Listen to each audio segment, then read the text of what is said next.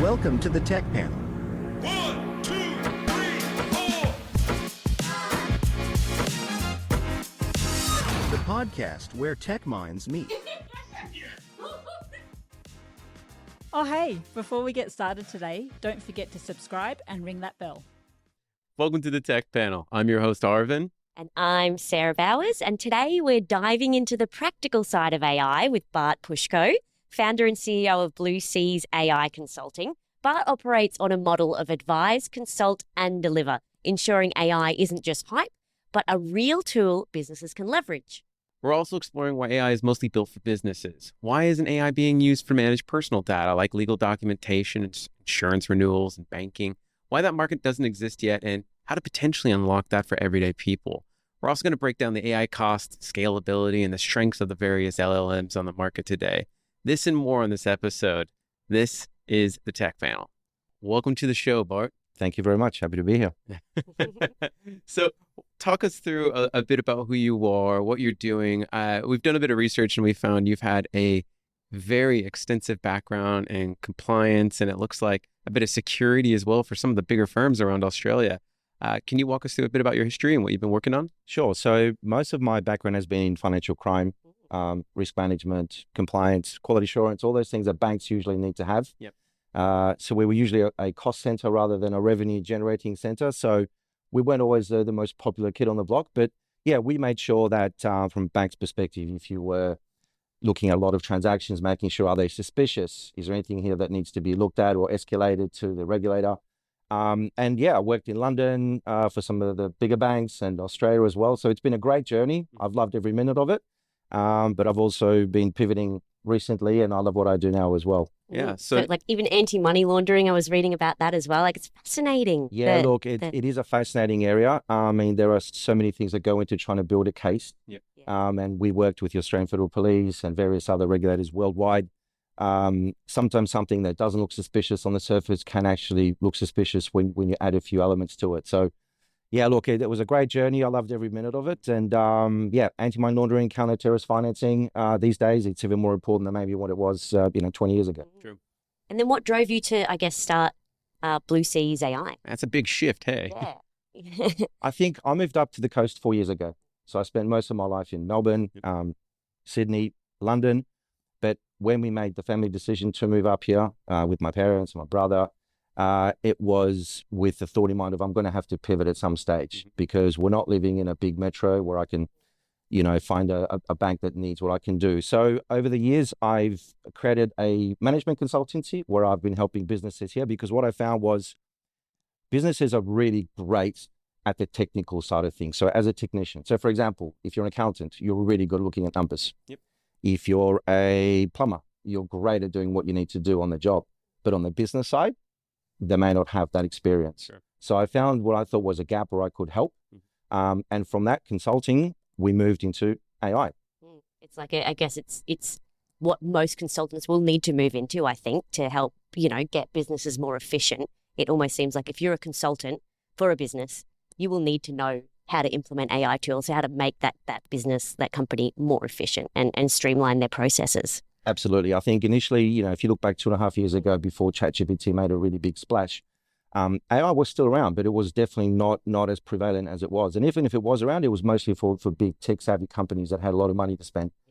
These days, you fast forward 2.5 years, and literally everybody can be using AI at a very low cost point and get pretty much instantaneous results, depending on how you use it, obviously. Yeah. And so, for example, your give me an example of a client. So you would go into the company, you would audit or do an assessment, you would consult on what their pain points are, what needs to improve, and then you've got a team that would develop that AI software for them and integrate that and hold their hands along the way on how to implement it? Yeah, great question, Sarah. So we're a two-in-one firm. So initially, we help consult, so we would go and do the AI readiness assessment. So where are you from these 5 key areas? So we would look at what I call STEP D, which is an acronym for your strategy, your tech currently, your ethics, your people, and your data. Look at those 5 things and give you an idea as to where you are. Are you ready? Do we need to work on some things beforehand?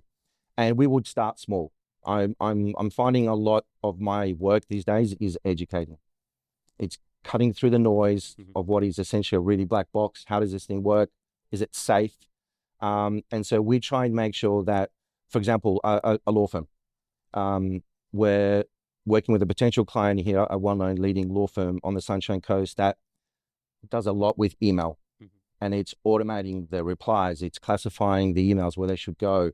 It's making that sort of, menial work in a way, able to be automated. So we would always try and build in what I would think is super important is make it transparent. So we would build something that the client could get within a week or two, a demo, see how it's working. If it's something that is still, how does it coming out to this reply? How is it working this out?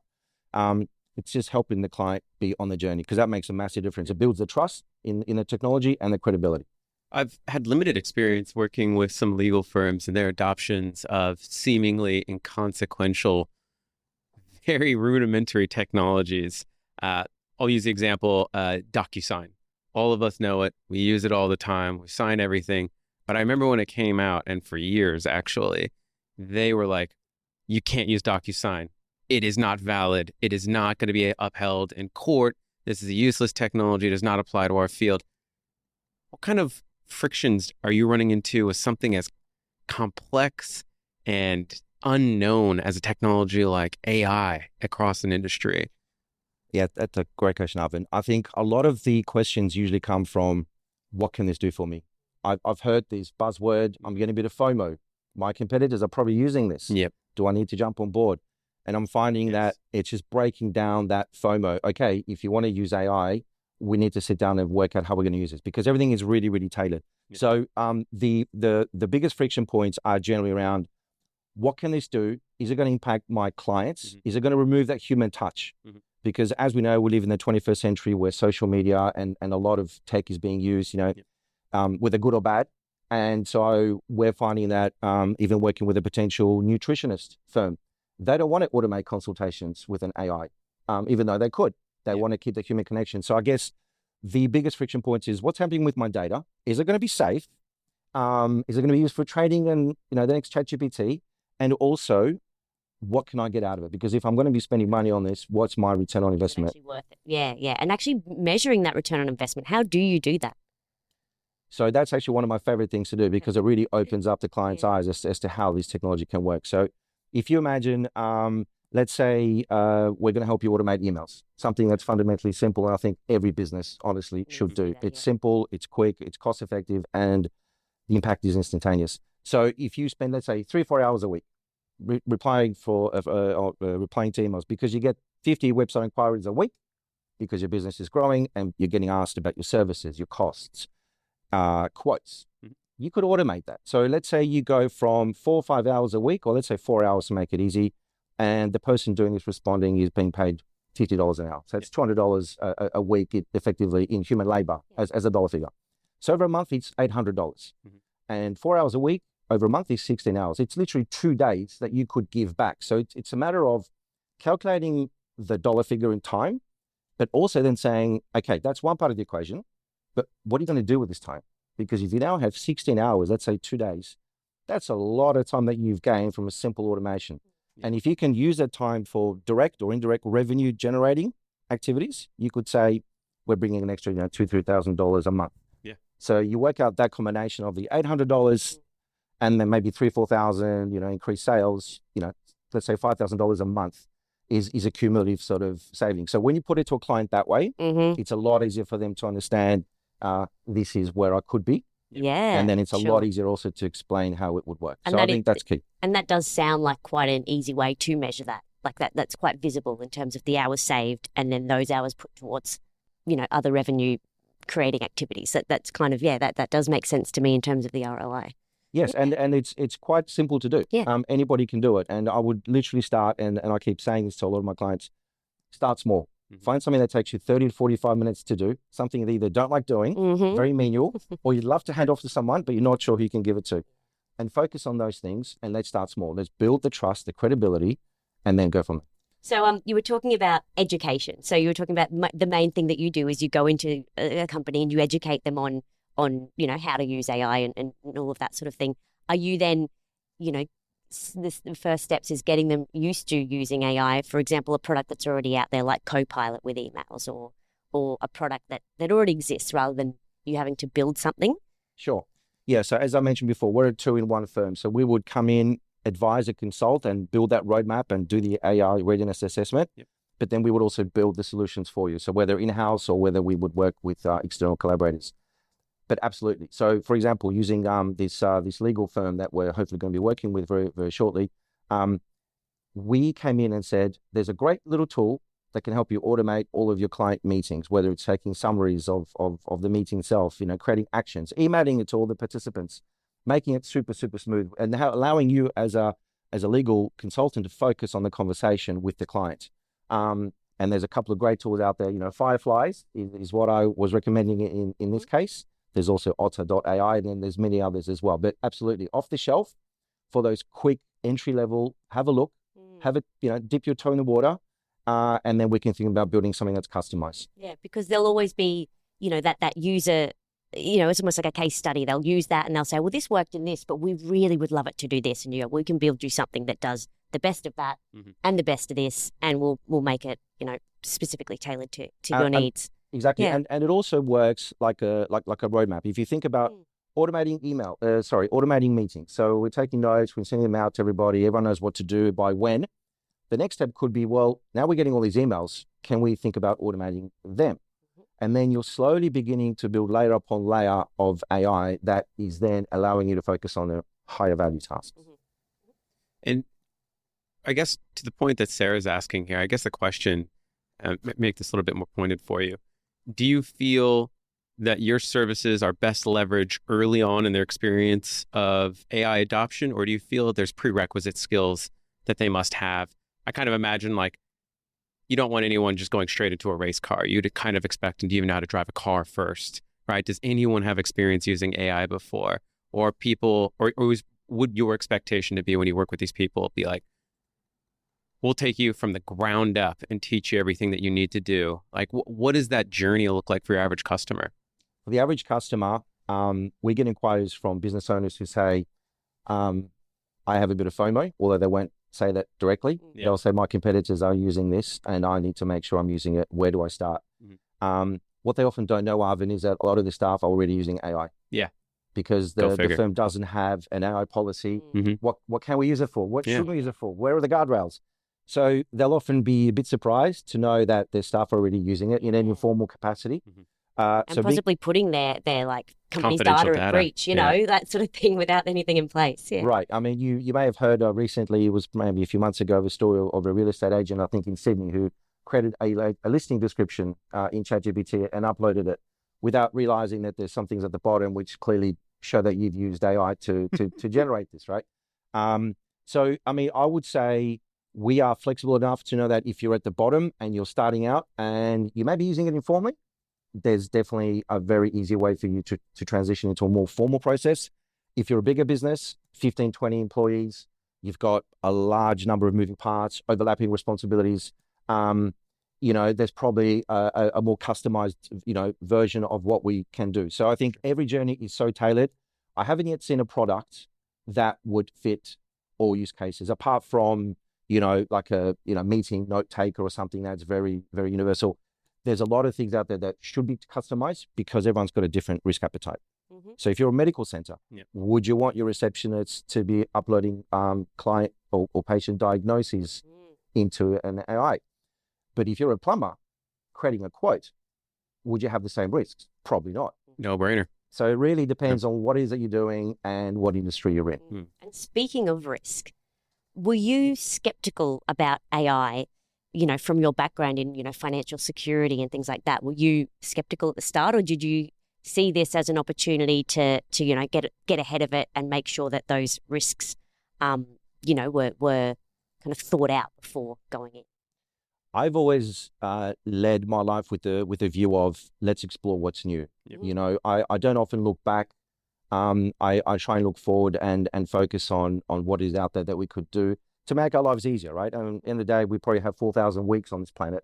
And if there's a way that we can, leverage our time, whether it's through more time with family or whatever it may be, why not use those tools? So I would say my journey was always positive open-minded, but definitely also wary of the shadow AI, the sort of dark things that it can do. Because like any technology, it can be used for both good and bad. Given your extensive background in compliance and money laundering and supporting big national branches, how has that affected how you approach customers today on a more intimate business-to-business model where you're offering AI consulting services?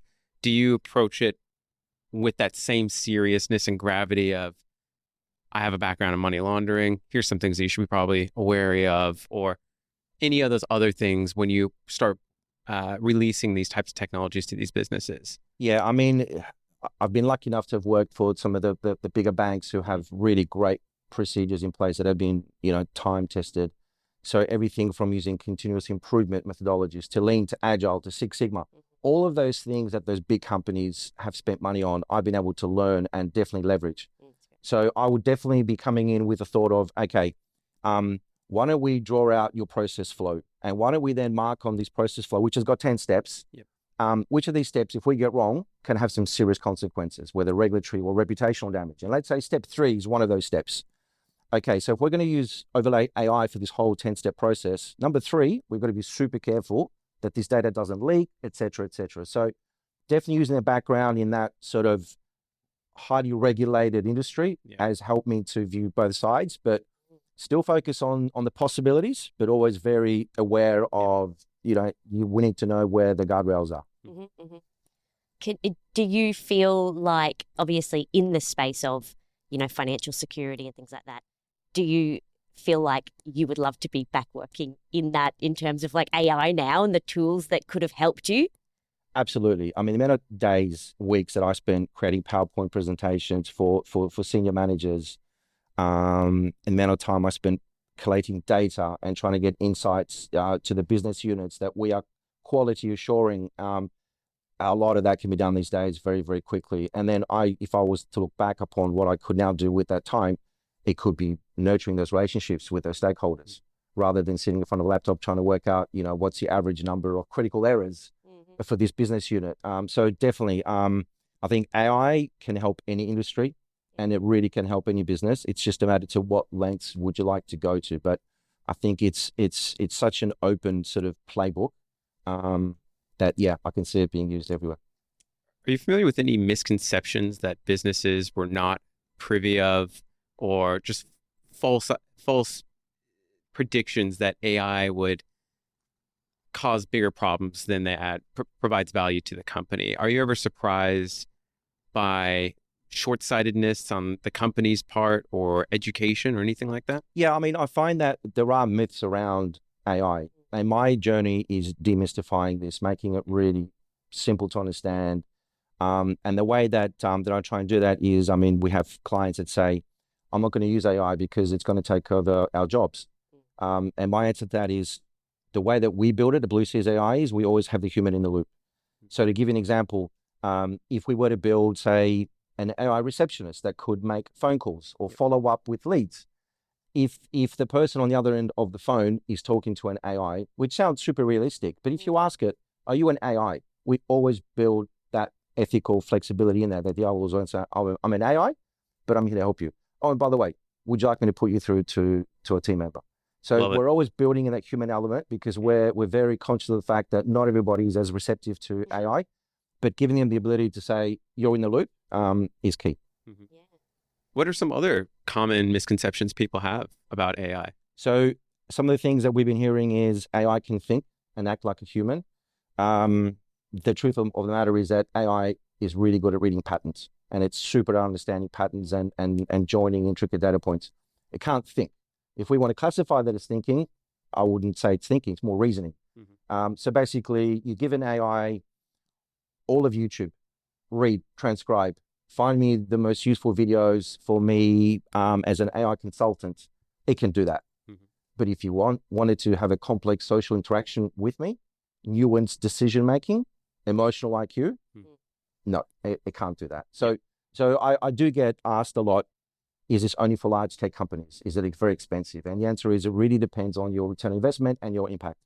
But essentially breaking down the barriers of taking jobs only for big companies, and it can think. That's a large part of my journey of just dispelling those myths. Those myths. And then you touched on it there in terms of the expense of it. So say, for example, you're working with a smaller company that wants something that will, streamline your, for example, the law company who wanted to streamline their emails and all of that sort of thing. How much time/investment do they require to sort of set that up? So something like an email automation, depending on how many elements you build into it, could be a matter of a week up to 6 weeks. So if I can give you an example, Sarah. If you build something that will just say, all right, we're getting 50 website inquiries a week. They're all about, can we get a quote? What do you do? Can I book a consultation with you? That stuff is pretty simple. You can build 3 workflows that say, this is a question about booking a meeting. So the answer is going to be, hey, John, here's a discovery meeting link. Click, book a meeting. If it's a question about a quote, we would go back. The email would be created with the AI to say, what are you looking for? What's your budget? What is it you'd like this solution to do? And then the AI would understand the context, create the email with a quote, and then it would send that out. So doing that is not that difficult because it's following quite sort of set workflows. Where it gets a little bit more challenging is but obviously it can be done, is if the client says, this is great, Bart, but can we now get this email, the contact details, the actual context into a CRM? Sure, we can do that. And then can we now also do a follow-up? So can we get into a sales funnel that will then track the whole client journey? Absolutely. So I find it's almost like Lego. You start with Duplo bricks, the big blocks that we all play with as kids. And then you move on to Lego City, and then you move on to Lego Technics. But I would say it's anywhere from a week to 4, 5, 6 weeks. And we also test a lot because, as I mentioned before, we try and get a demo out to a client within a very short amount of time, and it's not perfect. It's a good idea to get a demo out and do that learning as you go. Yeah. It might be 60, 70% of the final outcome, but have them play with it. Because what I find also, Sarah, is that the client thinks it knows how this is going to be used. I think I know how it's going to be used, but when you roll that out, deploy it, you might find that people are using it very differently to what we expected. So being able to sort of view it from many angles means that lead time could be spent more on testing than other stuff. Yep. And financially, the financial kind of investment in something like that, let's say it is a 6-week, you've got the test and then you're rolling it out, you're working with them, on a weekly capacity of checking in and seeing how it's going. What are the investments kind of range from for something like that email sort of system? Sure. So something simple like an email automation that has got, let's say, 3 workflows. Yeah. It could be anywhere from $1,000 to $2,500. If you're then building out multiple modules onto it, it would probably be end up $2,500, maybe $3,000. But it depends because it really depends on the return on investment. Because if you're a small business, if you're a one-man plumber and you say to me, Bart, when I'm under your sink and I'm unscrewing leaking pipes, I can't answer the phone. So can I take my phone call? And I'll say yes. And if he turns over $150,000 a year, I need to understand that I need to charge him a suitable number that he can get a return on investment on. So in that case, it could be on the lower end. So I really always try and tailor it based on how complicated is it to build and what's the client. And the business. Yeah, and the return on investment. Yeah, that makes sense. That's interesting. What are some of the mistakes that you find people make most consistently when they're trying to release AI across the organization? What's the thing that you're finding like you can almost bank on people making this mistake first? Yeah, I think that the first one, Arvin, is that people, when they start using AI, if they haven't had the proper training on it, they'll start using it in ways that it hasn't been designed to do. So to give you an example, using that medical center example, we're going to be using a chat assistant. So we're going to build a chat assistant for you that is internally facing, which means that the staff in the medical center, whether they're doctors or receptionists, they can either quickly look up a client file or they can find out what is their policy on refunds. So they can just type in what's our policy on refunds and it'll give them information from a data source that's been uploaded internally, which is all about the medical center. Sure. But what you may find is that users may start getting that information that comes out, putting it into ChatGPT, and maybe doing things with that information that it wasn't built to do. So you could be inadvertently taking information out of what is a closed system and safe, copy and pasting into ChatGPT because you're trying to find something additional. And by doing that, you're or could be exposing yourself to having data that's leaking out that it shouldn't be. Or what else you could do is you could inadvertently start potentially using that information still internally, but you could then be actually disclosing information that you shouldn't be disclosing potentially. So, I mean, it really depends on, has the firm had the right training? Do they know what we can and can't use it for? But like I said, that really depends on business to business. Some businesses are quite laid back, as in, but we're just creating social media content. This is okay. It's not gonna, obviously we're not gonna create something that's reputationally damaging for us, but it's not gonna really be that dangerous. But if you're a lawyer and you're using it for a legal opinion, that's probably where you want to be a lot more careful. Sure. Yeah. I'm kind of imagining here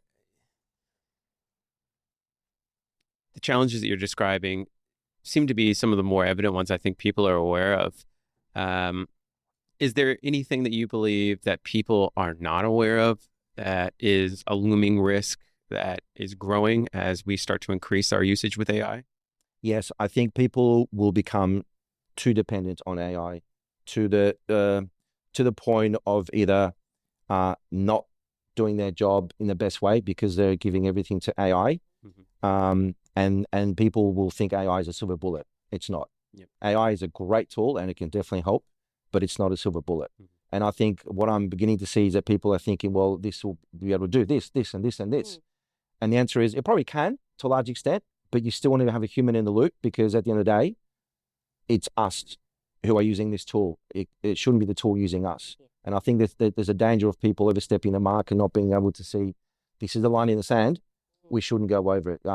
People that are tech savvy, could use AI in ways where it wasn't programmed to be done. And I'll give you an example. So a colleague of mine was telling me a story where someone had purchased or had built for them an AI chat assistant.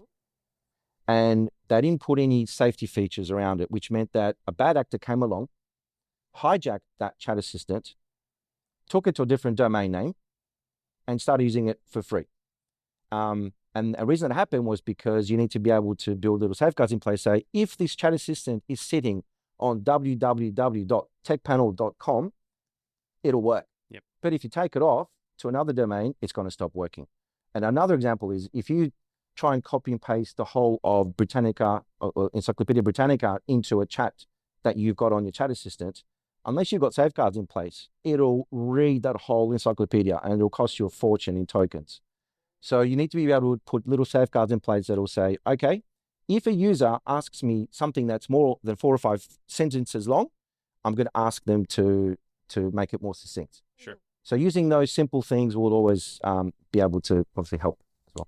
Is it also a risk, I guess you touched on it before, but, individuals in an organization using something like a ChatGPT and putting, company information at risk and things like that? Is that also a major risk? It is. And I think Microsoft is quite good at this because they have a large share of the market when it comes to the operating system that, most of us may use, Windows and Word and Excel and PowerPoint. And they've got a very good tool called Copilot Studio. So that's essentially a ChatGPT wrapper. So it's essentially using ChatGPT, but it's within the Microsoft ecosystem, which means that your data doesn't get sent beyond your servers and it keeps it all safe. So, when big companies like Microsoft start doing that and investing billions of dollars, that they're quite serious about keeping it safe and being aware of it. And as long as you're a Microsoft Office 365 user and a subscriber, you will get all that safety features built in. So which ones are safe and which ones are not safe? That's a great question. It's probably a bit subjective because I think all of the AI that we use has got biases built in. I'll give you an example. If you use DeepSeek, all right, and I'm not picking on DeepSeek, I think it's a great tool and it's got a lot of advantages. If you use something like DeepSeek, which is basically a large language model like GPT, but it's Chinese. China made, yep. Much cheaper, made much quicker and much cheaper. Shook the market recently. Yeah. It had a big impact on Nvidia's shares amongst others, correct. I think it woke people up the fact that, there is another way of being able to use AI without spending billions of dollars on chips. But DeepSeek has got, for example, a lot of censorship that's built in and it's super, super obvious. So if you were to type in what happened in Tiananmen Square in 1989, it'll literally deflect the question in a very overly manner and say, let's talk about something else. Yeah, yeah. Now, ChatGPT is not perfect. If you go to ChatGPT and say, can you write me a crude joke about Donald Trump and Joe Biden, it'll also sidestep that. Yep. So there are biases built in. Yeah, I did know about the DeepSeek biases. I did hear about a lot of that. Even it would start writing the response and then it would delete and then say, oh, I'm not Right. able to answer that question right now. So really what that means, it actually can do what you're asking to, Yeah. but there is a censorship layer over the top, which for users, it just makes it very, very obvious. Yeah. So look, I mean, any AI has got biases in it. For example, if it's read all of the Reddit forums and there are people talking about racism and discrimination in there, it will build that into its answers It'll unless think you that's filter just it out. that's part of the culture. This is what I've read, so I'm presuming that this is how people act. This is how humans behave. Because it's it reads great at that, reading yeah. patterns. Yeah. So what you can do is you can download, if you were to use DeepSeek, you could download a version to your computer if you're a bit tech savvy, use it locally, and you could, because it's open source, you can go under the hood and you can take out a lot of these, biases out. So there are ways of circumventing things, but I think at the end of the day, we need to know this doesn't think. This has read the whole internet.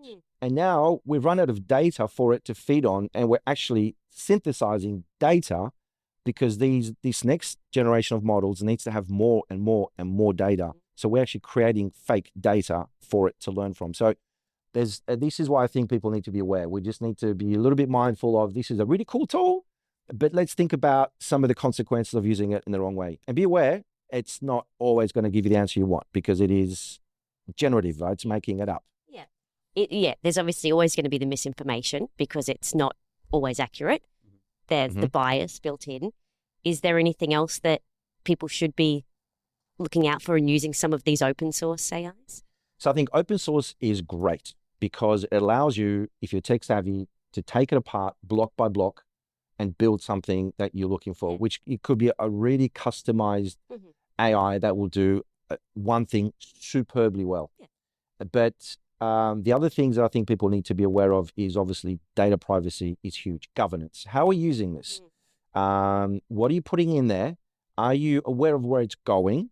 And if you can't answer yes to all those questions, you probably should take a step back and just evaluate. So I guess there is also the danger of, as AI is more and more popular and there's more and more models out there and they start talking to each other, which is where agents come in.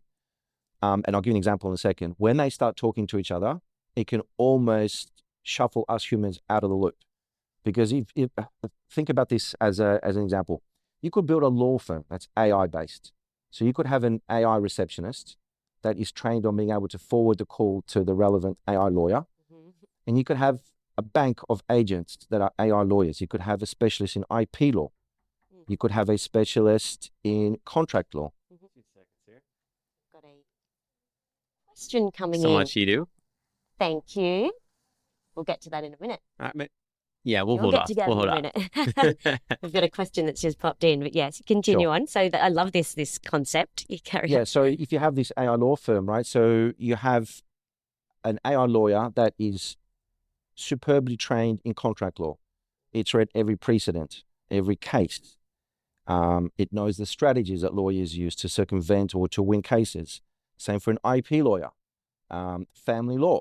So you could build an AI law firm that will essentially be a team of AI agents. And not only will they be able to give legal advice based on everything that they've ever read that's publicly available, but they're also going to be able to critique each other. So you could build a sort of secondary layer before you go back to the client with a suggested legal opinion. A red team and a blue team, you're kind of like looking at it and assessing it and playing it off each other. Right. Interesting. And I mean, where I see then us as humans is we would be able to give this low-hanging general law cases to AI because it's simple enough that it's a black and white outcome. There's no real gray areas. But we will then become a strategic advisor is how I'm seeing us be kept in the loop. But I think definitely AI agents are coming. They're already here. But as things evolve and you're getting AIs talking to each other and even critiquing each other is exciting and scary. I mean, a simple example is if you're looking for, if you're trying to get a job promotion or you're trying to ask for a pay rise, you could go into ChatGPT and you could say, act as my hiring manager. This is my job role. This is what I'm responsible for. These are my achievements for the last 12 months. I'm asking for a raise. I want you to interview me, and I want you to throw roadblocks at me to test me and prepare me for a real conversation I'm having next week. And using the advanced voice capability and ChatGPT, you could literally have a conversation and say, hi, John, I'm looking for a raise. This is what I've done this year. And the AI will throw questions at you. So using that as an example of an agent is super cool. It's easy to do, and it's pretty safe, right? Currently exists, and yeah.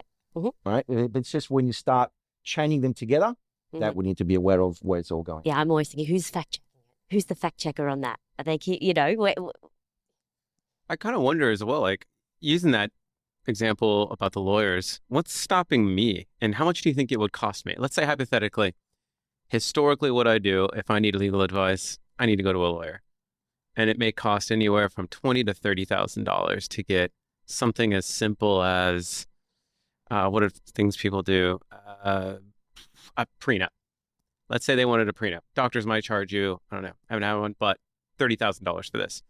How much would it cost for you to alternatively build an AI model based on, as you said, all of the law and just have it give you everything that you need? So something like that, Arvin, even a will, pretty straightforward. You give it everything about your current situation, your net wealth, all of that. I've tried that. That doesn't work. on ChatGPT already? It won't do it on saying? It won't do ChatGPT. No, it says you need to speak to, it'll give you some very basic stuff and it says speak to legal advisor. So this is where if you have an open source large language model, like a DeepSeek or even Llama, there's small ones out there, you could open it up, replace some of the bits in there with what you're trying to do, and then you could put a wrapper around it, which is like a website, charge $100 a month, $50 per query. But I mean, it could really bring the price down from thousands of dollars to something that's literally double figures, triple figures for something that would normally take a long time, but it's got the experience that is built in. But forget the idea of building a business. Would you alternatively just do something like, let's say, hypothetically, I'm about to go into a divorce. I don't want to pay potentially $50,000 in lawyer fees. Maybe what I can do is just come to you and say, hey, help me build a lawyer so I can circumvent having to go through someone who may only have certain time for me, can't answer my questions whenever I need them, and every time I need something, I have to constantly get nickel and dime. Would you entertain the idea of just being like, let me build something based off of all the law? Yeah, I would, because on the one hand, you're offering a service that there is a need for, without a doubt. I mean, there's a demand that you're filling without a doubt. But also, you could build that with an existing legal firm already, because it could build this AI low-level hanging fruit that it goes and helps people out with. Yeah. But for the more strategic, more complex cases, it will then go to a human. Yeah. So absolutely, yeah, the answer is yes. I would say in your instance, if you want this, you build it for yourself, but you also then, as you said, put it on a website and charge $50 But that's the thing. I think the law would get in front of you and say you're not actually. I think if you did that, you'd have a lot of lawyers coming for you that are saying you're giving out legal opinions and you're not qualified. And it would ask you to open up this black box of AI and understand how it's built, and that's not always easy to do. That's why I think it's almost a better hybrid option of going to a law firm and saying, hey, I can do this for you. But it doesn't have to be a law firm. It could be in an accountancy. Yeah. I mean, you could just as well build a CFO, a chief financial officer.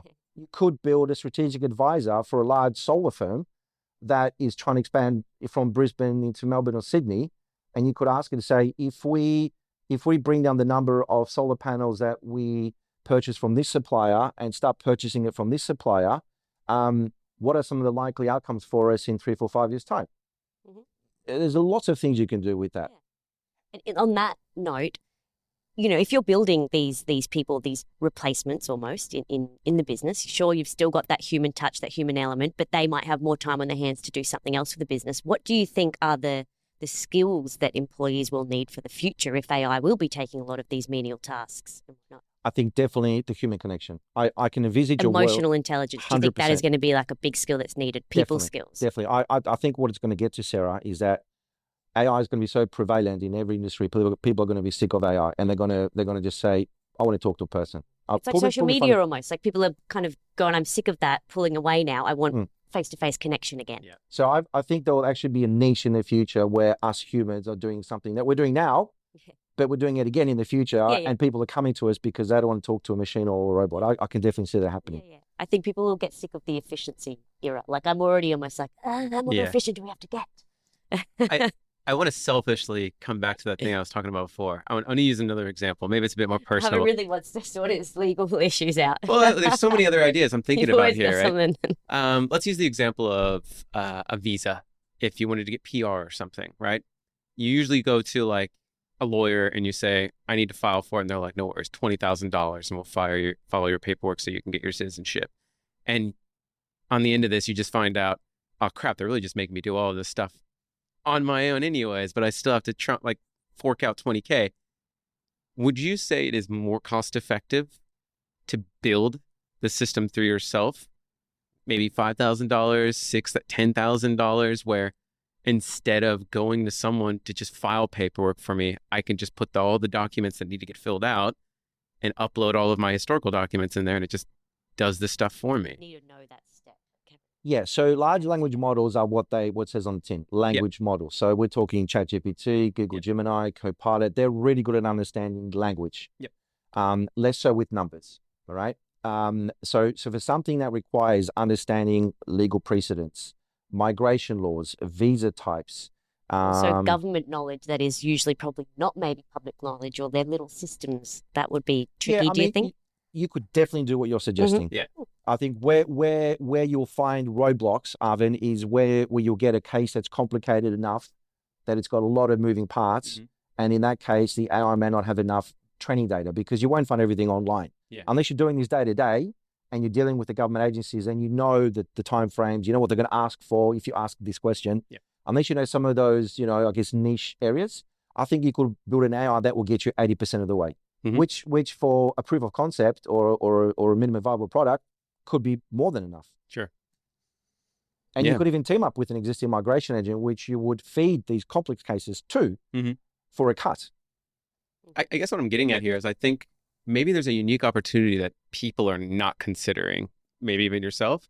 Maybe it doesn't have to be a business case, right? Like where someone wants to start a business and market it and sell it and have to deal with, like they said, the legal compliance issues, right? Maybe someone just knows I'm going to have legal challenges at some stage in my life. Or an issue that they want to solve personally for them, but they don't want to start a business. That's exactly right. Do you think there's an opportunity for a business model for people that just want to solve personal things?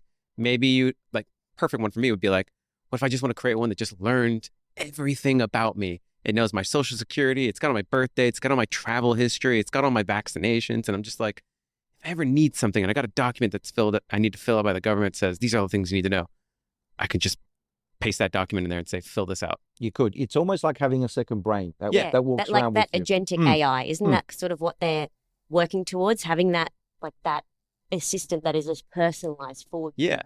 And it doesn't have to be work-wise. It can just be for your personal life. Because I rarely hear about I honestly think everyone is going to have at some stage multiple agents. Yeah.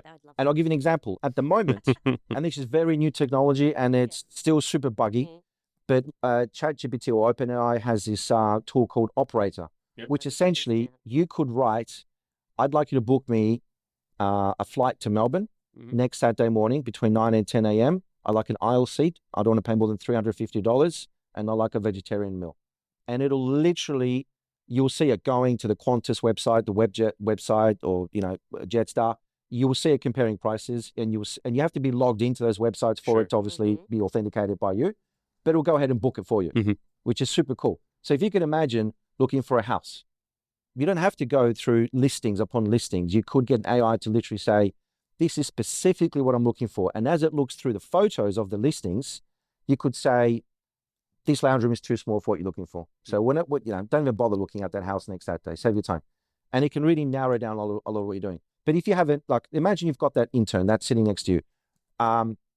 It could understand a lot about you. Yes, absolutely. But you could use it for more than just about me.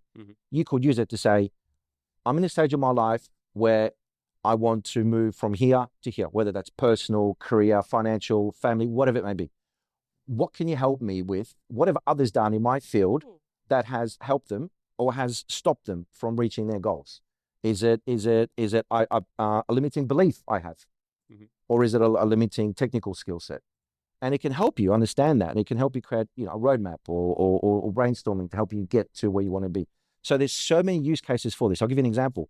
There's a psychologist who is creating schema reports. So a schema report is essentially a report all about our personal values, our biases, our fears. It's a very personal document. But when you go and see a psychologist, he or she will create that about you, because they'll form a diagnosis to help you using that information about you. And there's a psychologist who has created a custom GPT little app that he's put behind a paywall, which has got the knowledge base of you are a psychologist who will be able to interpret schema reports. He's given it examples of schema reports, what they look like, how to interpret the results. And he's using it with other psychologists who are uploading data and getting results. This client or this patient is in this bracket, we can help him in such and such a way. And that's just a very easy thing to do for a lot of us. So I think definitely the limit, well, it's unlimitless really what we can do. It really depends on our own mindset. Like using myself as an example, I know for a fact that I'm at the stage of my journey where I want to scale this business to be X in 2 or 3 years' time. And I have a team with me, but what can I do to leverage what's out there already to help me get to where I want to be? And it's not always correct, but it's definitely a great starting point. I love that you touched on it there as well, almost that self-help AI.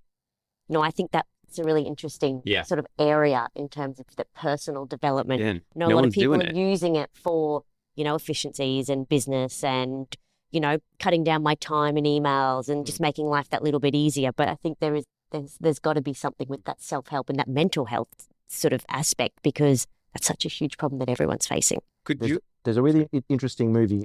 It's about 12 years old now. It's called Her. Oh, yeah. I like that one. I mean, and that's both interesting and scary at the same time, right? It's about a guy falling in love with an AI, right? Bot, because he or she or it understands him, emotionally. Better than any other person. Yeah. Interesting concept. And there's already a website like character.ai where you could have a conversation with Elon Musk or Richard Branson or, Eisenhower from the Second World War, those historical figures that people are programmed to try and emulate their personality. And so... because there's enough public data on their personality out there. That's another way of using AI in a more sort of humorous way. Yeah. I did see that there was one, I can't remember, I think it might have been called Friend, something, and it was a wearable, and it listens to every single conversation you have, and it learns all about you, and then still you want that as well. Act with it as a friend. It's I think a Brisbane developer has developed that. Young guy, sort of just out of uni, is working on that, and he was using it to hopefully help people with mental health issues. If they're isolation or they're feeling lonely, they've got this friend. But I was like, it just creates so many ethical issues of is that any better? Are they going to be more isolated? It's not a real friend. And imagine if they're having a very confidential discussion with their mum or dad. Yeah. Do you really want that AI recording that conversation? But that's part of getting to know you. And that was the whole thing. It's very interesting to talk about that. Give me realistic ideas here. Like for the average person out there who wants to build something like this, you obviously work exactly in this field. If someone was like, I want my own personal AI thing that's not teaching the rest of the AI world. It's just my data set stored for me, curated and everything. What would it take for you what would it cost for you on average to scope something like that out and build it for? It wouldn't be a lot, Arvin. It could be a couple $1,000s. It's basically time. It's time. It's not really the money, it's the time, because it's the time that you put into the brainstorming, the proof of concept, getting the pilot out. I mean, you have to put a dollar figure on it because your time is obviously worth a lot as well. But look, you could build something that could, so a caveat here is I wouldn't be thinking this would be a good idea for kids is where I'll start from. So if you're an 11-year-old boy and you want to learn how to be more successful with girls, or if you want to learn about how to not, having to do homework every day of the week, no. But, if you're a grown adult who is thinking, okay, I'm 25 years old. My life looks like this. And I would love to be in 3 or 4 years' time in this, whether it's a different career trajectory. Okay. What are the steps that you recommend I take? What are the steps that people who are my age with my demographics doing. I mean, you might find that people in a different country are trying something different than what you're doing, and there's already a shortcut there as well. So I think it's a great idea. This personal development sort of AI. It really depends on where you also draw the sort of line in the sand, because this can go a lot further than what you're expecting. It might tell you, listen, but you're trying to lose weight. Why are you having this yogurt at 3 a.m.? You know, do you want it to know everything about you? Do you want it to go that far? Do you want to be constantly critiquing and improving? Do you want to and be constantly monitored? Because it can do that. Some people may, some people may not. I'd give it a crack if it was, again, something that couldn't teach the larger language model. It was only for me. You don't want to, you know, have it an open source for the Exactly. greater good. You're I don't want the greater good. No. I just want it for me. That's exactly right. Yeah, I think it's super exciting because you can already download, like say a DeepSeek or an open source model that then doesn't send your data to the World Wide Web. Interesting, right? So you could already do that. So if you can, and you can already have on-device AI. So you could already download some small LLMs like a Llama from Meta, for example, which is small enough to fit on your mobile phone. Okay. So if you're then walking and having a walk and you have a great idea about something that you've just seen or something that's inspired you, you could talk into this AI who could then create a program for you to do that or help you. Yeah, interesting. So what are some of the ones that already exist? So you mentioned Llama from Meta. Yeah, so Google Gemini Flash 2.0, I think, is a great tool. And I'll tell you why. It's because the amount of detail that it gives, I think in some cases, is better than your ChatGPTs and your DeepSeek. So I did this experiment recently. I put a prompt in to say, I'd like to create a marketing plan for the next 3 months. This is what I do. These are my objectives, ChatGPT was okay, but it was pretty general and pretty generic. DeepSeek was, what I liked about DeepSeek, it gave a lot of its reasoning. So it actually showed me how it was thinking in inverted commas, right? Because isn't that part of their, like, some of their legislation or the laws around DeepSeek and in China that you have to show the like the transparency of the source? There's something about that in there from DeepSeek. I wasn't aware of that, but I think there's something in there where you've got to it's got to be traceable. Whereas I don't think OpenAI has got that traceability. No. So maybe that's why it's giving you the sources or where it came from. Yeah. Anyway. Carry on. So, for example, you put the same prompt into ChatGPT, and depending which model you use, because there's what's called your normal transformer models, which is like your ChatGPT 3.5 and 4.0, which is super, super cool. But then you've got your reasoning models, which actually then take more time to get to the answer you want. So using that O1 model, which is that reasoning model in OpenAI, it said, I'm thinking, and it said, I'm analyzing, I'm creating. But it didn't give you that really cool reasoning workflow output that DeepSeek did. And then I tried it with Gemini Flash 2.0. And the results were much better because rather than saying, Bart, you're at the stage of your journey where you need to build social collateral and you need to build trust and credibility. It actually said, this is how you can do it. And these are tested methods that AI consultants have used, which I thought was pretty cool. So Google Gemini 2.0. Obviously, everyone knows about ChatGPT. Copilot is good as well. It's Microsoft it's only embedded in their Microsoft suite, correct? It only kind of use it across that. Yeah. Llama's great. I mean, Mr. Musk has now come out with his own, AI called Grok, which is coming leaps and bounds. Claude is really good because Claude is by a company called Anthropic, but Claude is great. Oh, yeah, I know of Anthropic. Yeah, because Claude gives you very human-like responses that don't sound AI generated. And Claude's got this tool called, not called Canvas, it's called Artifacts. And it breaks your screen into two. So if you're writing on the left and you're saying, can you create a workflow for me or a process map for a legal firm? This is what they do. On the right, in the artifact section, it'll start creating a visual interpretation of that workflow. Cool. So that's really cool. And you can download that. You can already open source that you can just use. Yeah, and that's super, super cool. So rather than just getting text, you're actually getting a visual representation. Something else that's really great, and I can't, I guess, overestimate enough, is Notebook LM. Notebook LM is a free tool by Google. And what it does, it's basically a research assistant, but it's really great because it's grounded, which means it doesn't hallucinate, it doesn't get to the World Wide Web. And a great example of it is this. Let's say that that you're looking to compare how well your business is doing compared to your competitors. And SEO, for example, let's keep it simple. you've managed to get some data for your own sort of metrics, and you've got data from your competitors' metrics from maybe websites like SEMrush or other sort of SEO tools, right? Which show you how much a company's paying for clicks and all that sort of stuff. If you put this all into Notebook LM, it will only use those sources that you've given it to ask or answer your questions. It won't go out to the World Wide Web. It won't make stuff up. It won't hallucinate. It's a great version of what's called a RAG, which it retrieves information for you. No biases, because it's literally taking what you've got in there. And so ways of using that is, for example, hey, I've got this long legal document I've got to read. Can you summarize it for me? Oh, and by the way, I need it to go into this sort of template because it's for a client file that's got this sort of case. And it'll just do that for you. It's just super good at using a grounded approach. And it's just fantastic at doing that. So Notebook LM is great. That could be good for, like, say, a small startup where you just give it access to your files, your company files. So it's only looking at, Correct. That small. I thought they could all do that. If you purchase a business license, then it doesn't look at the broader ecosystem. It can still, but it will hallucinate. Yeah. So, I mean, if you've ever used ChatGPT, especially in its early days, you may have come across that it's giving you an answer and it's referenced something. Well, first of all, it didn't reference anything, right? Now it's referencing, but it might tell you something like, this is from an article written by John Smith on Telegraph. And you read that article and it's not written that. The article doesn't exist. John Smith doesn't exist. There's never been a reporter for the Telegraph. So it can do that. And it's so persuasive that when you're reading it, you don't question it. Whereas Notebook LM is great because it won't do that. And it's one of the few tools that are just really great at doing that without having to build it yourself. Yes, that's almost like a small build it yourself, because you're saying, hey, I need this, I want this, but only look at this. Yeah, without having to actually build your own tool. And and this is like a super combo. If you use something like Perplexity, which is an AI search engine, it's like Google, but on steroids.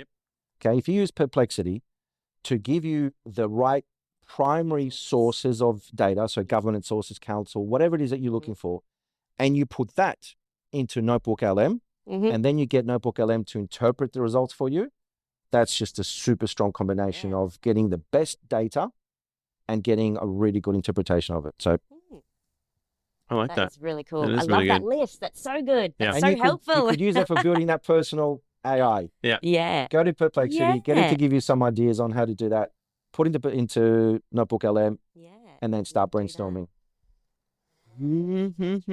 I'm still blown away that That not everyone's doing using this. this. Yeah. I dabble, but I just don't know how to use it properly. Like, I dabble in it and I like to, use things to try to streamline, but I would like to just have an overhaul of, I think I would like an overhaul of my home life. Yeah. Like absolutely. the home life overhaul. And I have asked, Gemini, because I was like, can I link everything together in my home? Can I make sure that this calendar's talking to that and my bills are added and all of that sort of thing? And that there wasn't really anything out there that could do it, but I was like, well, maybe I can use something like this. Well, that's way more advanced than what I was thinking. I really just want to streamline my life. The connection is hard. But you know what's, I mean, just thinking of what you said, Sarah, something even like, and this is going to apply to a lot of people and myself included, a budget. People don't like doing budgets, right? It's a boring, menial thing, having to upload receipts, having to do all that. I mean, there's nothing stopping us from building like a personal financial assistant without spending hundreds of dollars per hour. Yeah. Upload those receipts, tell her what you're trying to do, and it'll just help you. Yeah. And it you has can access to your, I would like it to have access to like my CommBank app and these sorts of things, but only localized. Like, I'm too nervous to use an open source AI to do that sort of thing and say, here's my CommBank login, and I'm nervous to do that. So maybe something like a Notebook LM could do that, do you think? It could. And the good thing about Notebook LM is that, I mean, and as they state, they don't send your data anywhere. It stays within where it's uploaded. So that's another great thing about using that application. Just sad. Why? Because I feel like we're at a stage where, like, surely we should have been able to create individual agents that people can purchase and upload their own personal data. It doesn't go into the training model and people just get to use it. But it's all business, you know what I mean? It's all, do you have a company? Do you have tens of thousands of dollars to spend? Then we've got a great tool for you. And it's like, geez. It's also going to evolve and change, though. That's the thing. Like, if you built something for you personally, and then you're like, actually, I need that change now. Actually, I need that. That's not going to suit my lifestyle anymore. I need something else. You're going to have to keep going and getting it updated and You changing will, it. And you will. yeah, I mean, yeah, you're that's right. the I tricky mean, thing. AI is targeted at the moment, mostly businesses because they have budget. they have budget Yeah. and that have needs. I mean, Yeah. I mean, if you can go from spending 5 hours a week on emails to 20 minutes on emails, Yeah. boy, I mean, that's a pretty good time saver. True. Yeah. But I also understand the personal side is something that I think has been definitely unexplored, Arvin. So Yeah. we should talk after this. We yeah, definitely I should. really, I know, I love No, it no, as I well. started this. You get out of here. You go start your own business. I want to do it as well for the, the self-help sort of thing, as well as the Get out of it. You know I'd streamlining go my into life, business with you. Yeah, I don't know if I'd go into business with you, though. Yeah. No. We should. The amount of times we just have over drinks, you're like, got this great business idea, got this great business idea. But at the same time, I don't want to, Yeah. go in 24 hours a day, 7 Yeah. days a week, really all in that business. Yeah. But if you had Still an want to agent do that my could do other it for things. you. Exactly. If you could do something like this, that's okay, I could be an entrepreneur, but not have to be all in, then that could Totally. be helpful. Interesting. Shall we open the box? Good point. Let's open the box. Okay, so a question has come in from our audience. Yep, your question. Let's see what we got here. What's one everyday task you wish AI could handle, no matter how ridiculous? For example, cooking, picking the perfect TV show, filling the car up with fuel, etc. Something that it can't do at the moment, or that it can do at the moment. Oh, either. Maybe give us both. Sky's the limit, brother. Yeah. Yeah, sure. Okay, so personally, I find I spend 3-4 hours every day learning. So I watch YouTube videos, I read things, I try things. If there's a way that it could circumvent my learning from 4 hours to 1 hour a day, that would be huge. Yeah. Mhm. And without putting a chip in my brain, which I don't want to do, if there's a way it could do that, boy, that would help. Actually, something else that would really help myself personally. Mhm. Balance my life out better, give me more time to spend with my kid and my wife, Mhm. get me out of the office. Yeah. So if there's a way that can help me, automate some of those things that I'm spending a lot of time on, that for me, learning, remembering, and then being able to use it, help me with that. That's huge for me. I think you raise a really good point. I've had this conversation numerous occasions where I've said to people, how sad is it that we need to spend, not really true for Australia, I guess it is if you do a PhD or whatever, but like potentially hundreds of thousands of dollars on an education, doing things or learning things that have nothing to do with what you went to study.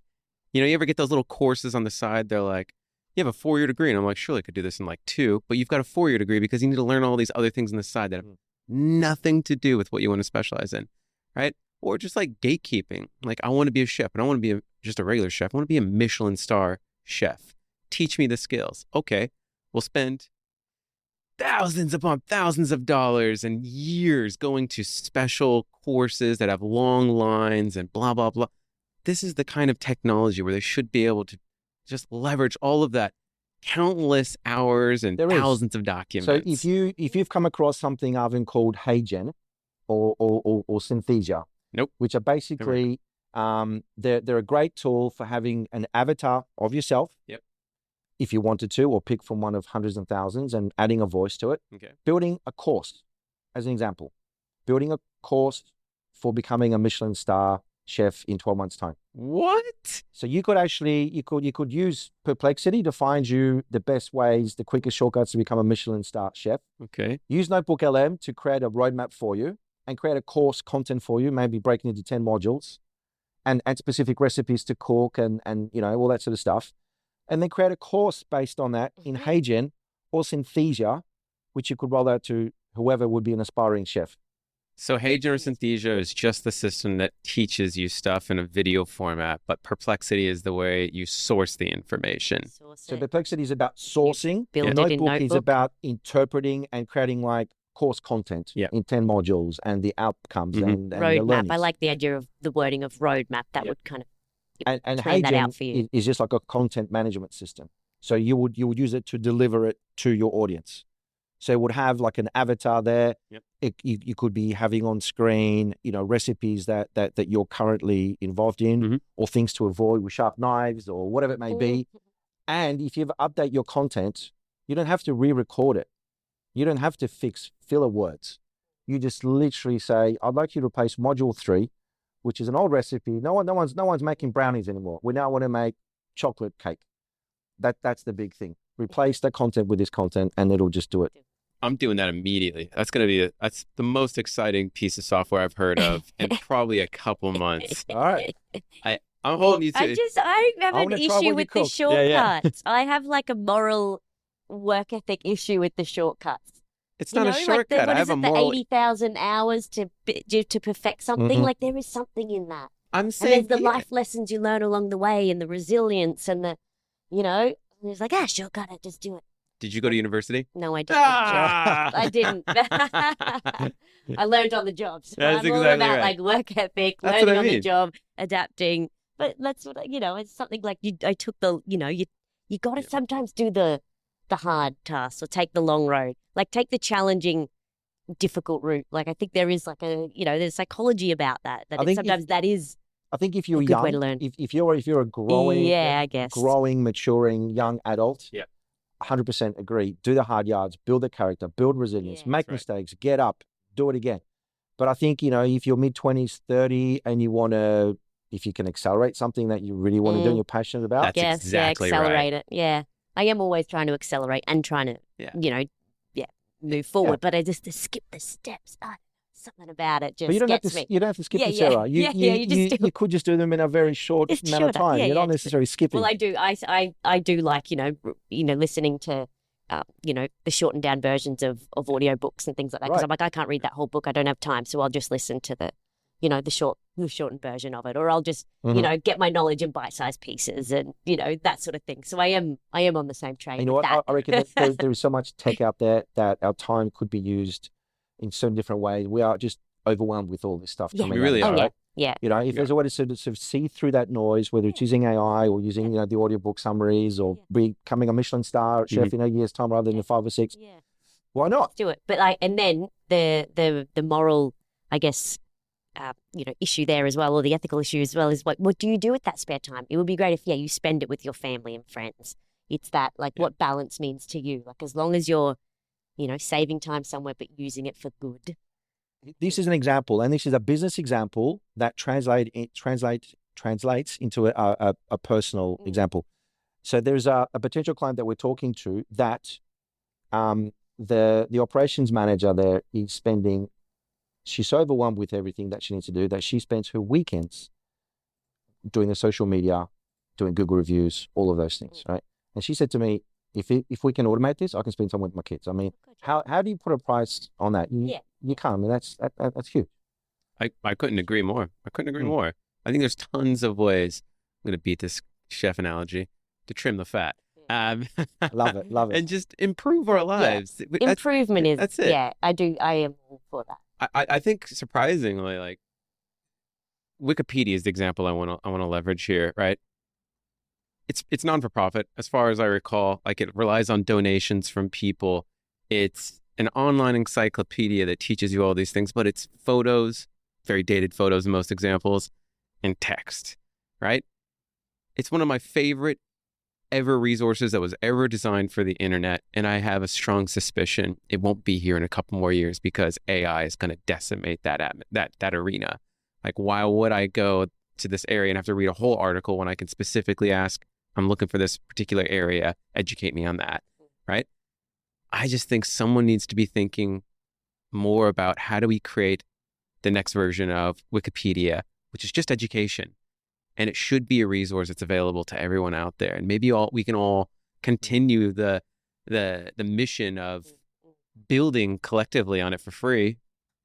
Well, isn't that what OpenAI is almost? Like it's kind of like we're building this But we don't get to do collective it. source of information. Someone else is doing it. But if you take your thinking one step further, we all learn differently. Yeah. Some people are great at visualizing information, like, for example, myself. Yep. If you show me a demo of something and I can see it, I can understand it a lot better than if I'm having to listen to it, like an audiobook, or having to read it. Yeah. So why not do the Wikipedia, but using your personal AI analogy, why not create the way that you learn best and giving you that information in that channel, in that format? But that's what I'm talking about. Right? That's what I want. I would love to be able to watch an online course teaching me, again, be a Michelin star restaurant, chef, sorry. This is all you got to do. Or a restaurant. Like, you want to start a restaurant? Bang. This is all the steps that you got to do. Like, these are where you're going to go.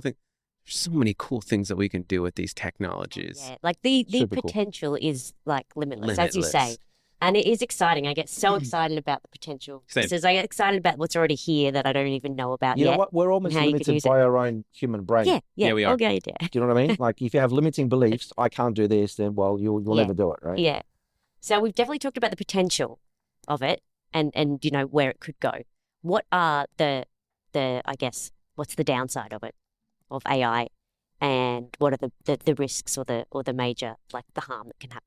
I think over-dependency, Mm. losing human connection, losing sight of the fact that we are humans and we need social interaction with humans, right, to thrive and survive. We're not cavemen, cave people, you know, that are surviving day to day. I think AI can start encroaching on our sort of human, and I guess the word is even invincibility. You know, we may not be the top of the food chain for too much longer if we keep on going very quickly at a rate that's not controlled, monitored. I mean, the last thing we want is something to happen whereby, you know, you watch a movie like I, Robot, I think it is, right, with who was it, the gentleman? Wait, iRobot, Will Smith. Yeah, and, correct, right? Yeah. For example, right, you don't want that to happen where the robots are smarter than the humans, and there's no way back. There's no back because they're learning from each other and they're learning at a quicker pace. And they're predicting what we're going to do. It's like playing against a grand chess master. He's 10 moves ahead of you. How are you going to beat him or her? So my fear is that we're going to get into a dark territory from where it's going to be very hard to come back from. That's why I think we need to have all those guardrails in place. We need to be super careful how we do it. What guardrails do you think we need? Like, do you think we've had a conversation with someone else about, you know, is there a way for government to regulate it? Like, you know, if there's deep fakes and something is generated by AI, does it need a watermark? Like what are some of the guardrails? What should be in I place? think generally governments are slow to react. Yeah. If you look at anything that's happened in the last, 200-300 years, anything bad that's happened, the government's usually the slowest to react to putting laws around it.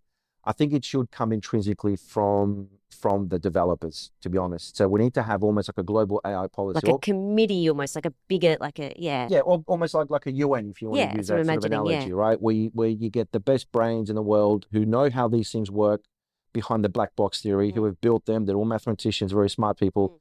You get them in a room to say, what do we need to do? Because they're the ones that understand this technology the best. And they're the ones that can help us build those guardrails. But absolutely, if it's AI-generated content, obviously watermarks are super, super simple to do. And I believe I'm right in saying that some of the tools out there already do that. So they'll even put it in the meta description. So if you download that AI-generated image, in the meta description, it'll say AI-generated, right? But I think the lines are becoming blurred, Sarah, because even if you look at AI voice, it's so good. It's like a 9.5 out of 10. Wow, it's almost hard to now not predict, but to distinguish between what's real or not. So I think, definitely, when I talk to people, I always say, we can build this for you, but I strongly suggest we're going to build this human in the loop as a backstop, and it's always there. So if you want to be transferred to human, yes. Is it an AI? If it gets asked, it's always going to say yes. I think we just need to be careful about doing those sorts of things. It's funny because we were literally just talking about this on the last episode, where I spoke to a guy who works in the development field, and I posed the question to him, do you think that there should be laws that inhibit AI's ability to talk to us or to present anything to us when it's masquerading as a human being? Like a chatbot that's like a I'm chatbot. Actually a human, And I didn't say don't give the companies the ability to say whether or not they want to say this is a chatbot. Like legally, the tool that's available, the government should be able to be like, this is a huge regulatory risk. bodies, whoever that is, instead That's of the exactly government, it. like this UN style regulatory body. I'd still want the government involved in the law on it. So some of the AI governance that we include when we build these things out are that we, first of all, are aware that if we bring something in to this company, there may be another AI consultancy that will come in next year that will build something on top of it, and on top of it, and on top of it. And maybe there's something here that's sitting in the corner that's also, an AI that someone's unaware of. But it's still inputting into these other AI. So I guess what I'm trying to build is a picture of discovery of all of the AI models, because it'll be like cars. You're going to have lots of cars on the road. They're going to be different makes, different models, different 0 to 100 speeds, you know, and they're all going to have different features, right? And some of them you may not be able to see that well because they're sort of hidden in the background, but they're still impacting on society. So you want to make sure that, you know, company or business that develops and takes things on piecemeal, that you understand, okay, there's 10 AI models in this firm. 7 of them we're aware of, but 3 of them are outdated now. So we definitely need to put new guardrails in place. But these 3, we just discovered them by sheer luck because they're feeding into something that's giving us an output. But why are they here? What have they done? What are they doing? So I think, I agree, definitely, government needs to be in place without a doubt. But I think the technology is moving so quickly. That's right. That what was 3 months ago, you know, technologically, you know, state of the art is now almost like dinosaur age. Yeah. I don't know how quickly governments can react is what I'm trying to get to. I think it needs to be policed, but it needs to have a committee of people that know this inside out, and they need to be the ones that just help us before the government catches up. It'll be years, I think, before we get anyway. If you just look at the EU, they've only just implemented an AI policy recently, about a year ago. And it's super restrictive. And for example, the US is not happy to accept it.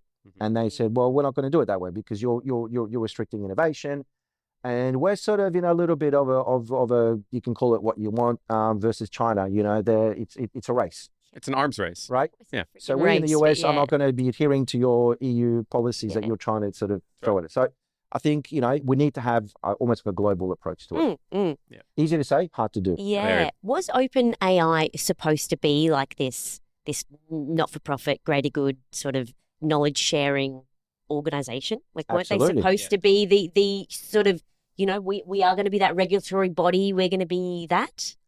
The name suggests it as well. Yes. Right? Yeah. Well, they didn't want to be a regulatory though. Monetized it and profiting, and it's just. I just think that they've seen the scope and they've just seen the possibilities, and now they're part of this global Stargate project of $500 billion worth within the US.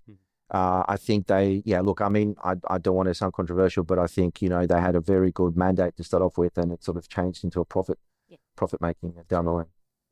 Well, you need to after you grow for a certain period. If you did have even AI agents, to go back to that are there to monitor other AI models, that's one way of doing something quickly that'll at least give us a little bit of transparency, but it's not the solution, I don't think.